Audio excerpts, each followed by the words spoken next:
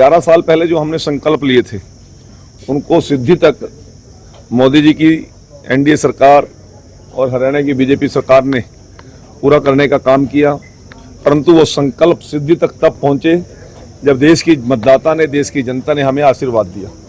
यदि देश की जनता हमें आशीर्वाद ना देती, मतदाता हमें आशीर्वाद ना देता, 3-3 बार देश में सरकार बनाने का मौका ना देता, तो हम वो संकल्प केवल संकल्प रह जाते। तो आज लोगों के बीच में वो बातें लेकर जाने की हमने एक शुरुआत की है। हर वर्ग के बीच में हम अपने विषयों को लेकर जाएंगे, जिस वर्ग के लिए जो उत्थान के काम किए हैं, ये हमारी बात रखना 11 साल पूरे होने पर हमारी जिम्मेवारी बनती है।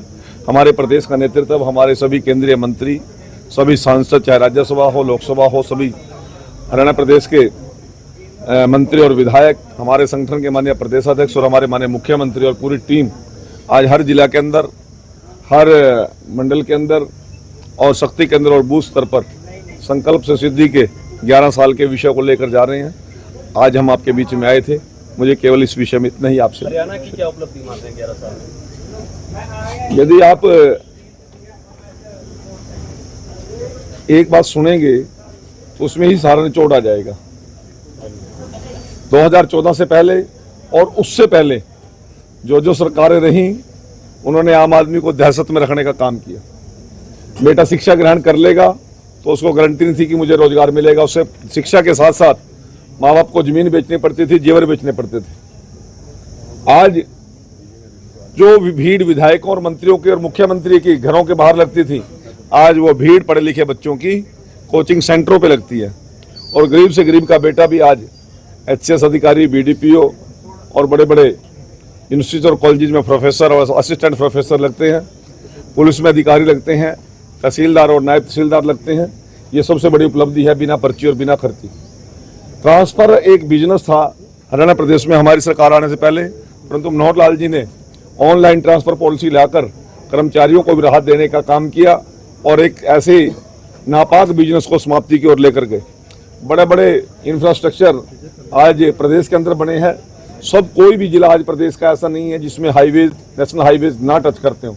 अभी आपके सामने देश के प्रधानमंत्री जी ने 14 अप्रैल को हिसार के अंदर हरियाणा का पहला हवाई अड्डा बनाने का काम किया। जिन किसानों को 2-2 रुपये और 20-20 और 22-22 रुपये के मुआवजे के चेक मिला करते थे, आज उन किसानों को प्रत्येक 6 महीने के बाद 2000 रुपये उनके अकाउंट में आते हैं। सिर्फ इसलिए आते हैं कि वो अपनी फसल को ठीक तरीके से बिजाई कर सकें। आज एमएसपी पर हम 24 फसलें खरीदने का काम करते हैं और 24 घंटे के अंदर अंदर किसान की पेमेंट उसके अकाउंट में डालने का काम करते हैं।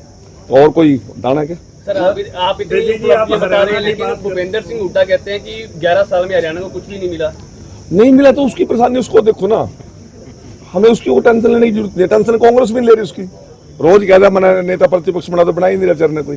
आप क्यों टेंशन ले रहे हो उसकी? ना हमने लेने की जरूरत है। उसकी पार्टी उसकी सुन नहीं रही, हरियाणा प्रदेश की जनता उसकी सुनने के लिए तैयार नहीं है। आज जिस प्रकार से दहशत और टेंशन के माहौल के अंदर हुड्डा जी जी रहे हैं, शायद मेरे ख्याल में देश का कोई भी राजनीतिक आदमी नहीं जी रहे होगा। सर कबीर जयंती पे आपका जो वक्तव्य था, मुझे उम्मीद थी आप जरूर पूछोगे इस बात को। मुझे उम्मीद थी आप जरूर पूछोगे। भाई, जिस आदमी ने करोड़ों लोगों के मुंह में निवाला डालने का काम किया, जिस व्यक्ति ने एक ऐसे बंधन को तोड़ने का काम किया जो गरीब लोगों के गले की फांस बनी हुई थी। अंबेडकर जी कह के गए हैं कि गरीब का हक गरीब तक मिलना चाहिए। तो यदि ये बात मैं कहता हूं तो किसी को क्या दिक्कत है? नायब सिंह सैनी जी ने वो हक देने का काम किया। आज गरीब बैकवर्ड का बेटा हरियाणा की मुख्यमंत्री की कुर्सी पर बैठ गया। उन लोगों के पेट में दर्द है, मरोड़ है, और ये मरोड़ लगातार आगे भी रहने वाली है।